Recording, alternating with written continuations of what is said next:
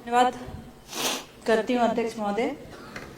आपके संरक्षण में मुझे बेहद संवेदनशील विभाग के विषय की जिसकी बहुत आवश्यकता है मेरे जिले में, इसकी बात रखने का अवसर मिला है।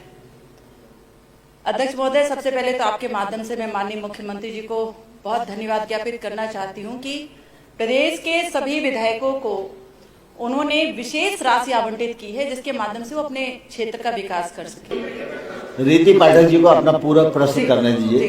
बहुत बहुत धन्यवाद अध्यक्ष महोदय। मैं तो अब समय काफी चला गया, संक्षिप्त में प्रश्न करो। मैं तो धन्यवाद देने के लिए खड़ी हुई थी क्योंकि क्षेत्र में मिले हैं और उसमें मेरी सहभागिता हुई है और एक बड़ा विषय है और आदरणीय मुख्यमंत्री जी ने संवेदनशील स्थल के लिए संवेदनशील भावनाओं के साथ एक संवेदनशील व्यक्ति का चुनाव किया है और उनसे हमारी उम्मीद इतनी हो जाती है कि मुझे लगता है जो सामान्य उम्मीद है उससे कई गुना ज्यादा बढ़ के होती है। माननीय उप मुख्यमंत्री जी की बात कर रही हूँ जिनके पास स्वास्थ्य विभाग का भी अमला है।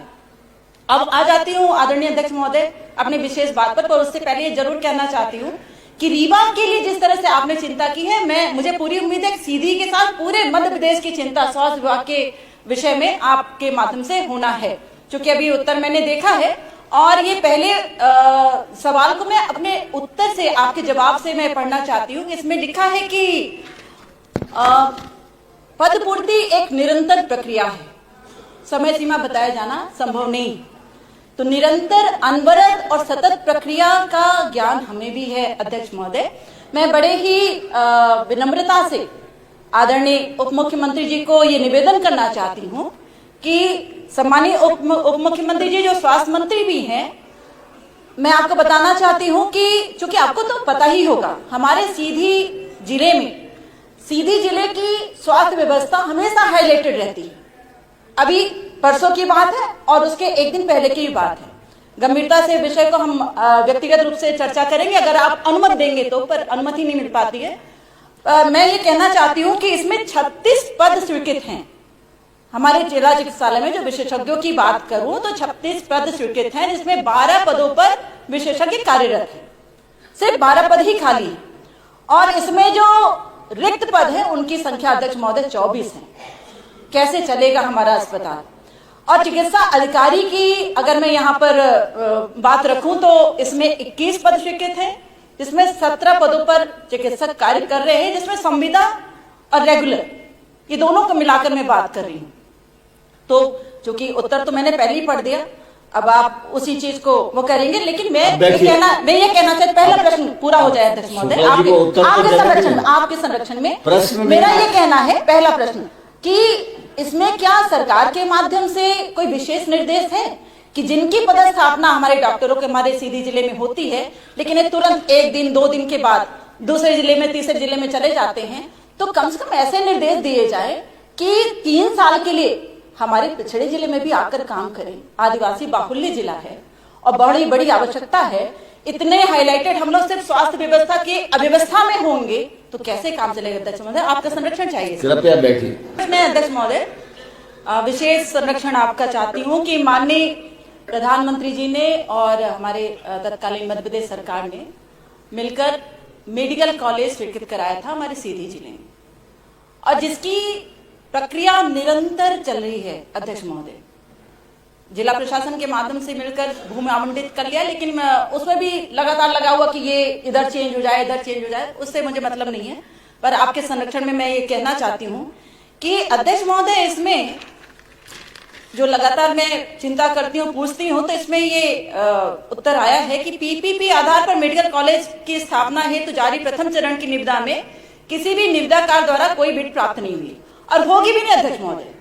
मैं आपको बहुत कॉन्फिडेंस के साथ कह रही हूं कि नहीं होगी, क्योंकि सीधी जिला ही नहीं है इस स्तर का। आप समझ रहे हैं यहाँ पर लगातार अगर हम कुछ अच्छा करने का प्रयास करेंगे तो बहुत सारे लोग हैं जो पूरी ताकत के साथ उसको बिगाड़ने का प्रयास करते हैं। तो मेरा कहने का मतलब ये है कि पीपीपी से तो इसको हटा दें, सरकार अपने संरक्षण में ले। आप जैसे संवेदनशील जनप्रतिनिधि जो स्वास्थ्य मंत्री हैं इसको अपने संरक्षण में ले, इसको सरकार के संरक्षण में हमारे यहाँ का मेडिकल कॉलेज हो। और देखिए आदिवासी बाहुल्य जिला है, हमारे यहाँ लोग आर्थिक रूप से बहुत कमजोर हैं, इंडस्ट्री एरिया भी नहीं है, अभी तक हमारे यहाँ ट्रेन भी नहीं पहुंच पाई है। और बगल के जिले में तो आप जैसे आदरणीय जनप्रतिनिधि ने तो वो शुरू कर दिया अपना वायुयान सेवा, लेकिन हम लोग तो वैसे ही बैठे हैं और बेचारे बन के।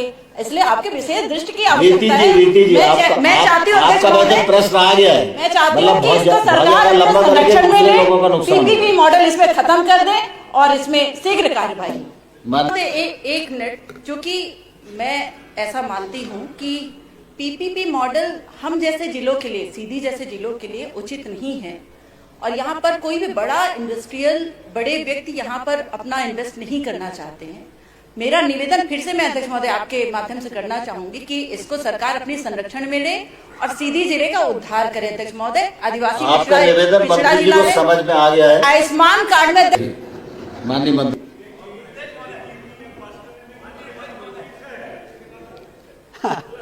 देखिए, केंद्र सरकार और राज्य सरकार की जो उड्डयन की जो नीति है, उसमें 200 किलोमीटर पे ही एयरपोर्ट बन सकता है। तो संभागीय मुख्यालय में एयरपोर्ट यदि बना है तो वो सिर्फ हमारे लिए नहीं बना, आपके लिए भी बना है। आप उसका पूरा उपयोग करिए और राजेंद्र सिंह जी भी उसका पूरा उपयोग करें। माननीय राजेंद्र सिंह जी, दो प्लेन चल रहे हैं भोपाल से रीवा, और तीसरा रीवा से इंदौर चलने वाला है 72 सीटर वाला। तो ये सब आप ही लोग के लिए किया जा रहा है। दूसरा, जहाँ तक पीपीपी मोड में, एक बार इनको बैठा के ले जाइए। कल परसों हमें जाना है, परसों आपका टिकट करा लेते हैं। तो जहाँ तक पीपीपी मोड पे मेडिकल कॉलेज शुरू करने की माननीय रीति जी ने बात उठाई है, तो ये नीतिगत फैसला हुआ है। और क्योंकि आजकल निजी निवेश को भी प्रोत्साहन करने का केंद्र सरकार भी बहुत जोर दे रही है। डॉक्टर मोहन यादव जी की सरकार भी उसको बहुत तेज़ी के साथ आगे बढ़ा रही है। और निजी पूंजी निवेश में भी जो मेडिकल कॉलेज खुलते हैं माननीय अध्यक्ष महोदय, उसमें भी एडमिशन तो 80% बच्चों का फीस तो सरकारी जमा करती है। 80 to 90% फीस तो सरकार जमा करती है, तो बच्चों को कोई परेशानी होनी नहीं है। और उनके जो अस्पताल खुलते हैं, उस अस्पताल में भी आयुष्मान कार्ड योजना से 80 to 90% गरीबों का इलाज उसी प्रकार से होता है जैसे सरकारी अस्पताल में होता है। तो इसलिए कोई भी निवेश आए, किसी भी मॉडल से कोई भी मेडिकल कॉलेज बन जाए, इसका हम लोग प्रयास कर रहे हैं। एक बार टेंडर किया था, कोई आया नहीं। और नम्रता के साथ कहना चाह रही हूं। और दूसरा, क्योंकि सिर्फ 12 जिलों में ये पीपीपी बोर्ड में मेडिकल कॉलेज खुल रहे हैं, तो 12 जिले के जितने भी जनप्रतिनिधि हैं उनके लिए भी ये जवाब, आपने ऐसा सवाल पूछा है जिसका जवाब कई लोगों को मिल रहा है। तो 30 मार्च तक दूसरी बार जब ऑफर आ जाएगा तो उसमें ये मालूम क्लैरिटी आ जाएगी कि कौन से जिले में निवेश करने के लिए लोग रुचि ले रहे हैं, और उसके बाद फिर आगे निर्णय करेंगे। पूरा प्रश्न को समाप्त करें। जो नीतिगत फैसला है, उस आने वाले समय पे यदि उस नीति पे कोई पुनर्विचार करना होगा, तो आप तो बहुत ही वरिष्ठ हमारे विधायक हैं, आपके साथ बैठ के, मुख्यमंत्री जी के साथ बैठेंगे, आपके साथ बैठ के जो जरूरी निर्णय करना होगा, नीतिगत फैसले में यदि कोई बदलाव करना होगा तो हम लोग चर्चा कर लेंगे। डॉक्टर अभिलाष पांडे जी।